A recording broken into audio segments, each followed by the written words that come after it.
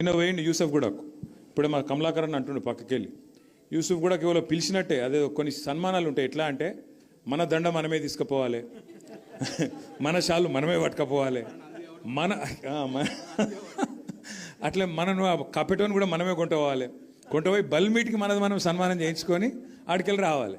పెట్టుకున్నాడు నిన్న అక్కడ ఒకటి పెట్టుకొని పోతే పెద్ద ఇక చీఫ్ మినిస్టర్ వస్తుండు, డామ్ డూమ్ డీమ్ డామ్, వేల మంది స్వచ్ఛందంగా తండాలుగా రండి అంటే ఆడ బారాన కుర్చీలు ఖాళీ ఉన్నాయి. వచ్చిన వాళ్ళు కూడా ఒకళ్ళు అడుగుతుర్రు, ఒకళ్ళు ఇడుగుతుర్రు, ఎక్కడ కూడా ఏం లేదు. ఇక ఆడ పోయి ఏదో లేనిపోయిన ఆవేశం తెచ్చిపెట్టుకొని డైలాగులు కొట్టిండు కొన్ని. అయితే అక్కడ పాయింట్ ఏంటంటే పోయిండు, సరే ఏదో మాట్లాడిండు, కానీ కొన్ని గమ్మత్తుంటాయి. అప్పుడప్పుడు మనకు తెలియకుండానే కొన్ని నిజాలు బయటకు వచ్చేస్తాయి. రేవంత్ రెడ్డి గారు చాలా చెప్పిండు నిన్న, నేను అట్లా అని చెప్పి ఆఖరికి ఒక మాట అన్నాడు, నేను చెప్పిన ప్రతి మాట నిలబెట్టుకుంటాను, నేను చెప్తలేను, నేనేం దేవుని కాదు. మాకు అది ఎప్పుడూ ఎరికే.